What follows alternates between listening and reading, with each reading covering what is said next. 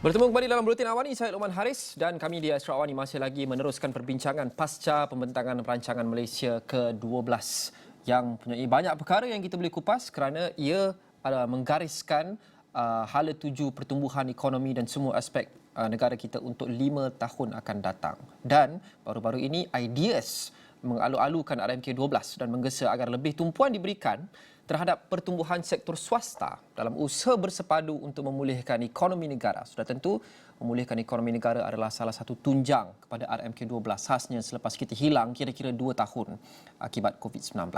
Saya mau berbincang dengan Dr. Zukri Idris, Pengarah Perhubungan Luar untuk Ideas Malaysia. Assalamualaikum Dr. Zukri. Waalaikumsalam warahmatullahi wabarakatuh. Khabar Luqman? Khabar baik, Alhamdulillah. Kita saksikan rancangan Malaysia ke-12 sudah dibentangkan dengan begitu panjang dan menyeluruh dan agak detail tempoh hari oleh Yang Amat Berhormat Perdana Menteri. Jadi kita semua sedia maklum semua sedia maklum apa yang ada di dalam RMK12 itu. Tapi sekarang fokus teralih kepada pelaksanaan. Sudah diumumkan ini dan ini, sekarang pelaksanaan, dan pelaksanaan secara sepenuh dengan cabaran sama ada ia RMK ataupun bajet.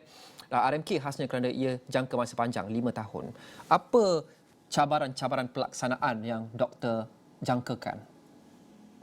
Saya melihat ada 4 cabaran utama. 3 cabaran itu bersifat domestik ataupun cabaran internal dan dalaman negara. 1 itu bersifat global atau antarabangsa. Nah, pertamanya dalam cabaran domestik, saya melihat bahawa yang terdekatnya adalah bagaimana untuk kita merealisasikan plan pemulihan negara yang telah kita keluarkan sebelum RMK ke-12. Nah, dalam plan pemulihan negara ni, PPN ni adalah untuk mengeluarkan negara daripada kemelut COVID dan juga krisis ekonomi. Okey, dan saya lihat bahawa ini adalah cabaran yang pertama. We have to overcome this PPN first, barulah kita mempunyai keyakinan negara berada di landasan yang betul untuk kita mendekati RMK ke-12. Itu yang pertama. Yang keduanya, saya melihat RMK ke-12 ini dia tidak menyeluruh dari segi kita mengikuti situasi COVID-19. Sama ada endemik yang kita dihalkan baru-baru ini akan kekal sebagai endemik ataupun ia berupaya semula untuk menjadi pandemik. Ini tidak dibincangkan dari segi saintifiknya, tapi kita harus bersedia dalam segala kemungkinan kerana bila COVID-19 melanda negara kita dalam keadaan tidak bersedia. Jadi saya merasakan RMK ke-12 ini juga harus mengambil kira flexibility COVID-19 itu sama ada ia akan terus kekal sebagai endemik ataupun boleh berubah semula menjadi pandemik. Kalau ia berubah semula menjadi pandemik, apakah kadar kesiapsiagaan negara dan persediaan negara bagi menghadapi itu? Itu tidak dibincangkan dalam RMK ke-12. Walaupun saya tahu dari aspek kesihatan banyak penambahbaikan, kemudahan-kemudahan yang diberikan kepada hospital dan sebagainya, tetapi tidak mengambil kira isu itu. Adakah ramai juga yang mengkritik bahawa RMK12 dan malah semua RMK dia kurang terperinci, kurang detail. Tapi adakah kita jangka RMK untuk menjadi terlampau detail kerana ia adalah jangka masa panjang 5 tahun. Bajet sebagai contoh lebih spesifik kerana ia hanya setahun dan setahun. Jadi kita tahu secara spesifik apa yang kita mahu lakukan, peruntukan dan sebagainya. Tapi adakah adil untuk kita jangkakan sebegitu daripada RMK yang mempunyai jangka masa 5 tahun? Kerana sekarang ni, zaman sekarang ni setahun pun kita tak tahu apa yang boleh berlaku, apatah lagi 5 tahun. Jadi kita jangkakan RMK akan ada sedikit flexibility untuk boleh diubah sekiranya keadaan berubah dalam masa 3 atau 4 atau 2 tahun daripada sekarang. Saya bersetuju kerana RMK itu pun adalah rancangan, ya, kita merancang untuk bagaimana membawa negara ke tahap yang sepatutnya dan ia dirancang dalam 5 tahun sekali. Jadi ia harus bersifat menyeluruh dan lebih bersifat fleksibel. Cumanya dalam merancang itu kita juga harus mengambil kira faktor-faktor yang boleh kita kenal pasti dan faktor-faktor yang tidak boleh dikenal pasti dalam mengganggu gugat perancangan negara. Itu juga harus diambil kira dalam melakukan RMK ke-12. Jadi betul, kita tidak akan spesifik dalam RMK kerana itulah sebabnya kita ada belanjawan yang dikeluarkan setiap tahun dan juga ada dasar-dasar dan polisi baru yang dikeluarkan pada setiap tahun. Tetapi seharusnya negara mempunyai satu perancangan dan wawasan yang jelas apa yang kita hendak capai dalam 5 tahun yang akan datang. Dan Okey. apa yang kita nak capai itu juga, kita harus well-versed ataupun dalam keadaan arif tentang persekitaran dalaman, persekitaran luaran ataupun global, dan juga cabaran-cabaran yang datang dari segala pihak ataupun daripada segala sudut ni lah. Okey. Itu sebenarnya tujuan RMK12 yang saya dapat lihat dan saya dapat simpulkan, Luqman. Okey, doktor. Ideas juga mengalu-alukan RMK12 dan ideas menggesa agar lebih tumpuan diberikan terhadap pertumbuhan sektor swasta sebagai sebahagian daripada usaha memulihkan ekonomi negara secara keseluruhannya untuk memperkasakan sektor swasta. Tapi soalan saya, dan ini adalah satu keluhan yang kita sudah dengar sejak bertahun lepas, sebelum COVID-19 sekalipun dan dikuatkan lagi apabila ada datang pandemik COVID-19, adakah sektor swasta sendiri melakukan cukup untuk bantu kerajaan memajukan negara dan menambah baik situasi keuangan rakyat? Kerana kita lihat kerajaan sejak setahun setengah yang lepas sudah ada 8-9 pelan rancangan dan sebagainya, memberi kebenaran untuk mengeluarkan simpanan KWSP, memberikan subsidi upah dengan kapasiti keuangan kerajaan yang agak terhad. Dan orang sekarang melihat kepada sektor swasta yang masih lagi menjana keuntungan, khasnya bank dan sebagainya, untuk melakukan lebih untuk membantu kerajaan. Adakah sektor swasta sedang melakukan cukup, doing enough?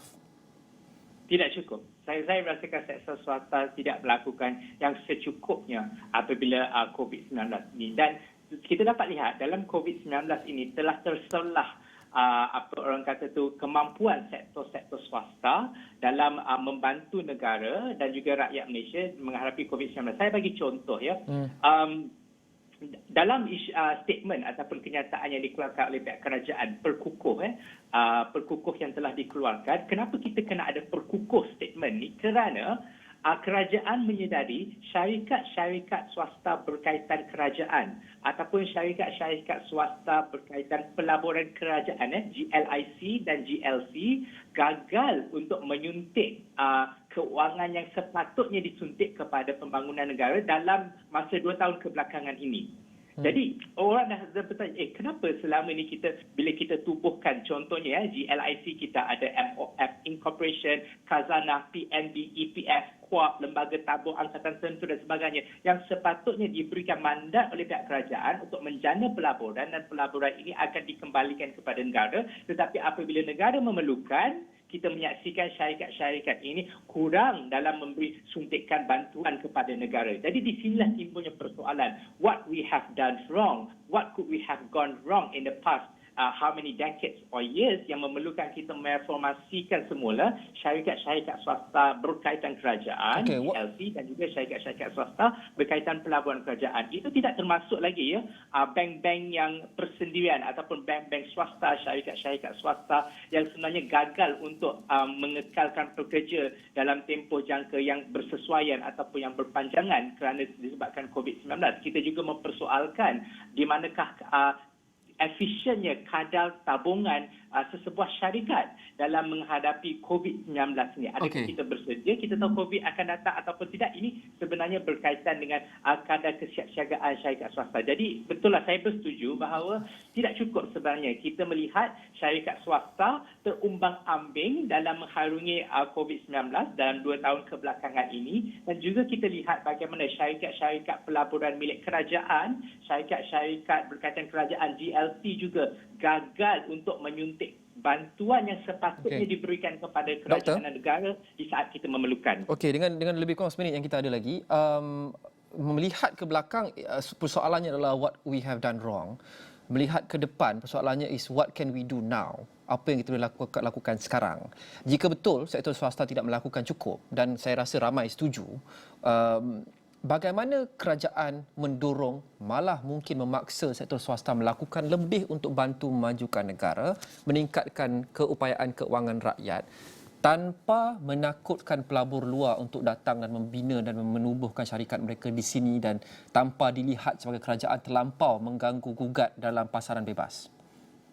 Baik, kerajaan dan syarikat swasta harus duduk semeja untuk berbincang. Ya. Kita ada banyak industri and kita kena narrow down which industry, because certain industry dia memerlukan different measures. Okay? Duduk berbincang sama-sama untuk bagaimana kerajaan menyediakan ekosistem untuk meningkatkan produktiviti tenaga kerja, human resources, dan juga untuk meningkatkan kapasiti kebolehupayaan tenaga kerja di Malaysia. Kerana syarikat swasta ini akan menggunakan tenaga kerja ini untuk menjana keuntungan. Tetapi adakah kita mempunyai tenaga kerja ataupun human capital yang sepatutnya? Ini seharusnya menjadi perhatian dan tanggungjawab kerajaan dalam RMK 12 ataupun bajet 2022 yang akan dibentangkan nanti. Jadi perlunya kerajaan mewujudkan ekosistem yang bertepatan dan bersesuaian dengan cabaran-cabaran industri semasa, dan ini boleh dilakukan kalau syarikat swasta ataupun GLC, GLIC duduk semeja dengan kementerian-kementerian yang bersesuaian